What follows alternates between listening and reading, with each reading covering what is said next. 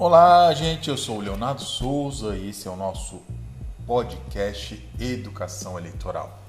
No episódio de hoje vamos dar continuidade ao tema geral partidos políticos e falaremos especialmente sobre as federações partidárias, tá? Assunto novo e importantíssimo para as nossas provas. Pois bem, o que são as federações? O primeiro ponto é que a gente já sabe que as coligações partidárias são permitidas apenas para as eleições em cargos majoritários, tá? Dessa forma, as federações partidárias foram criadas, digamos assim, para suprir essa lacuna, ou seja, a lacuna de não poder haver as coligações para as eleições proporcionais, tá bom? Uma vez que as federações englobam tanto as eleições majoritárias quanto as eleições proporcionais, tá?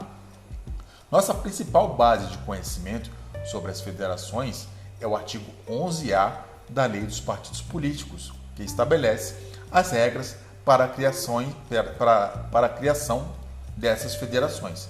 Vamos a elas.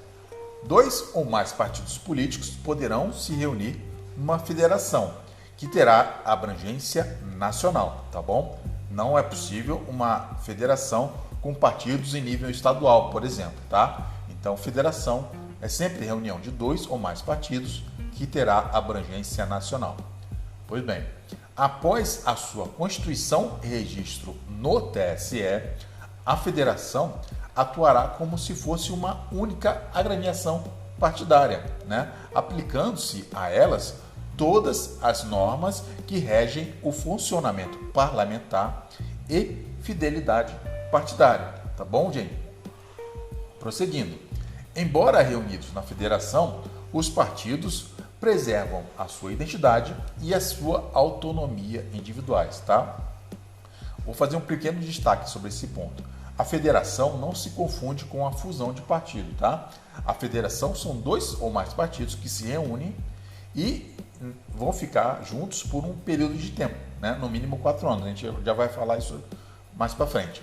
Eles ficam juntos por um período de tempo, né, de acordo com a lei, mas eles não perdem a sua individualidade, né? Nem a sua autonomia individual, tá? O que isso quer dizer? Na fusão, os partidos se fundem, né, para formar uma nova agremiação, tá? Não é o caso aqui da nossa federação, tá bom, gente?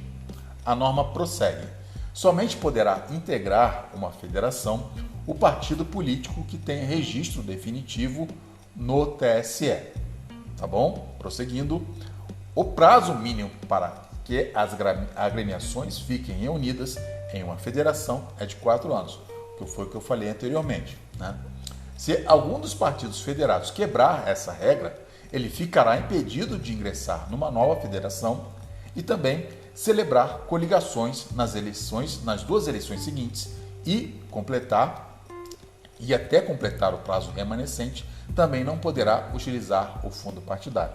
Então perceba que o partido infiel, digamos assim, ele sofre consequências, né? Ele fica impedido de ingressar em outra federação, ele fica também, por até 2 eleições seguintes, impedido de realizar coligações partidárias e até completar o período remanescente, também não poderá utilizar o dinheiro do fundo partidário. Então, se o partido decidir abandonar a federação quando ela tiver apenas 1 ano de vigência, né, ele ficará por mais 3 anos sem poder utilizar o fundo partidário.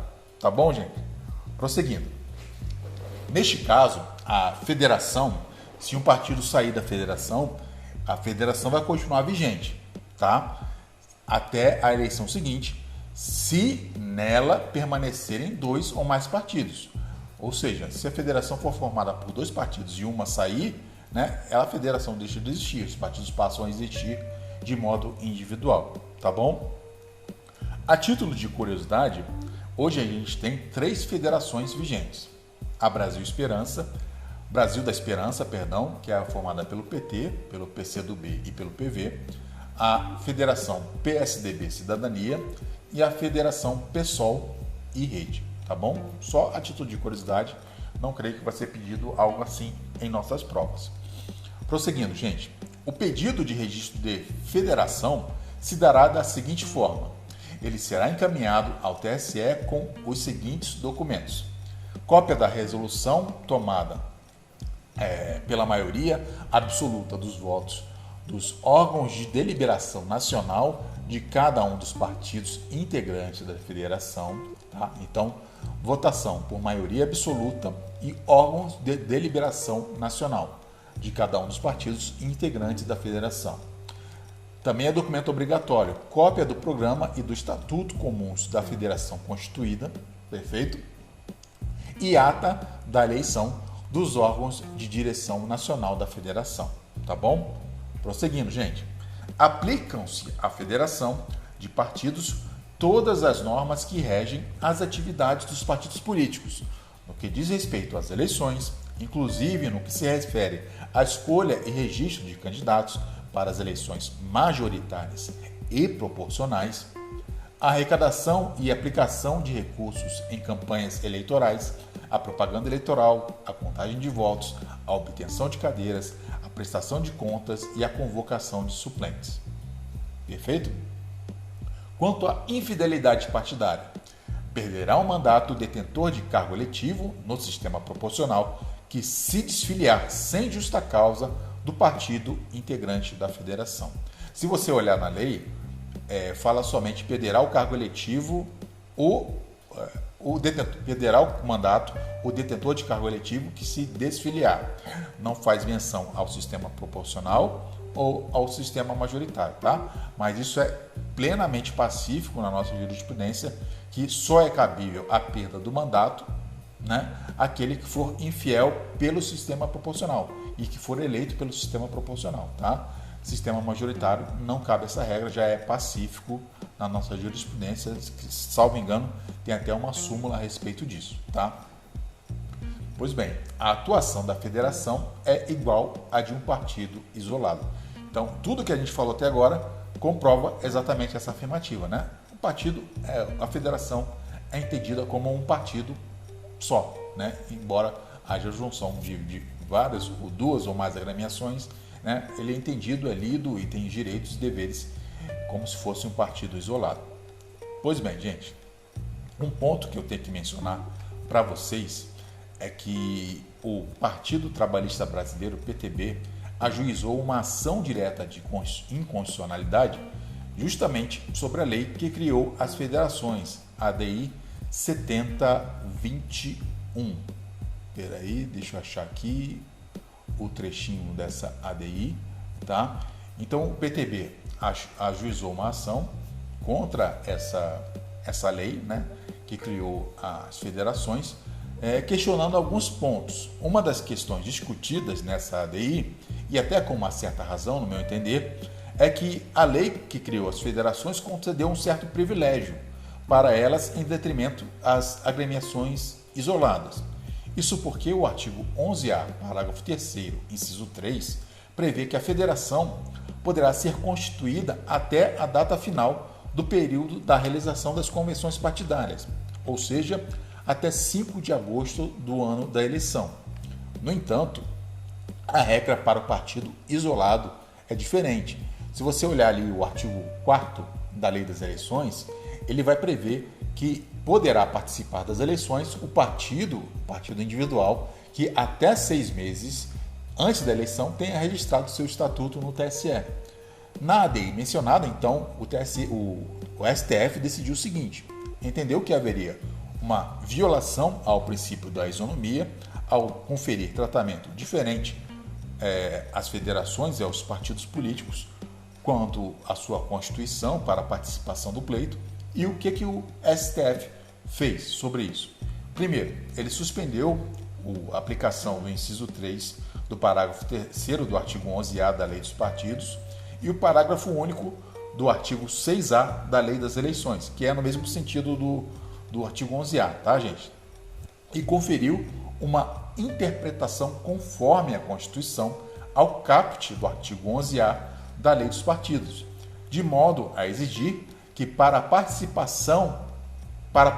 das eleições, a federação esteja constituída como pessoa jurídica e obtenha registro perante o TSE no mesmo prazo aplicável aos partidos isolados, ou seja, 6 meses antes do pleito, na forma como previsto no artigo 4º da Lei das Eleições.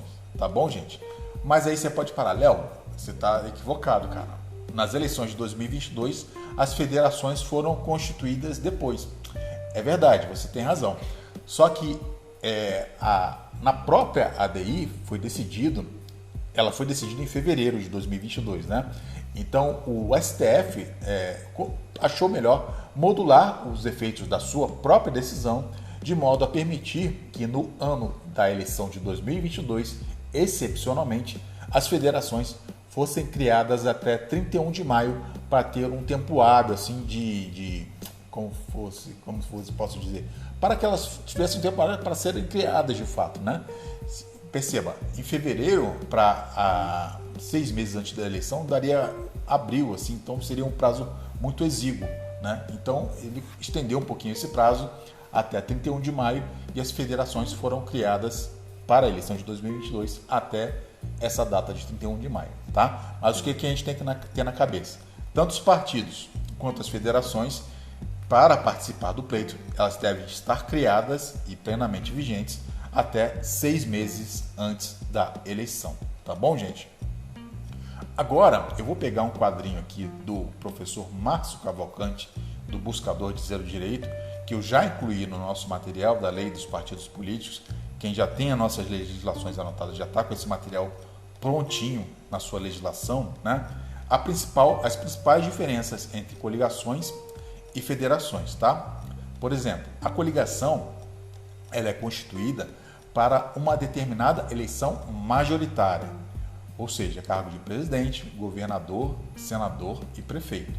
Já a federação ela é constituída para atuar no mínimo durante 4 anos, como se fosse uma única agremiação partidária. Perfeito? Coligação. A sua atuação se limita ao período eleitoral. Passada a eleição, a coligação ela é dissolvida.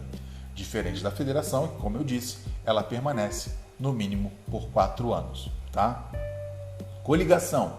Ela não necessariamente precisa ser nacional, ou seja, envolver esferas nacional, federal, estadual e municipal, né? O partido X pode se coligar com o partido Y em âmbito federal, mas o partido X pode se coligar com o partido Z no âmbito estadual, e isso não tem importância nenhuma, tá? Não há aquela verticalização que antes até havia, obrigatória sobre as coligações, tá? Isso é independente para cada esfera partidária.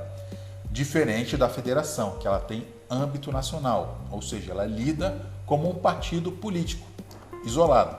E para o partido funcionar, ele tem que ter abrangência nacional.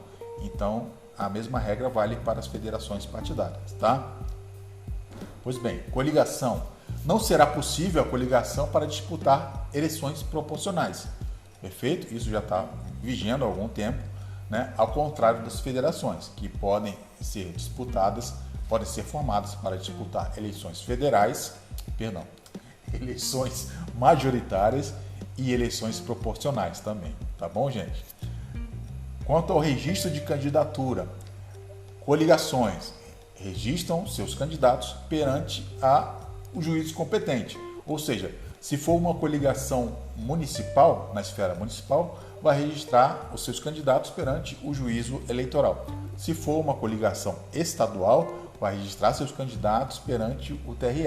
E se for uma coligação no âmbito federal, né, nas eleições presidenciais, vai registrar seus candidatos no TSE. Tá? Quanto à federação, o registro é único no TSE, porque um partido isolado ele se registra no TSE. Então, para a federação, vai valer a mesma regra também. Perfeito? Coligação. Durante o período eleitoral, o partido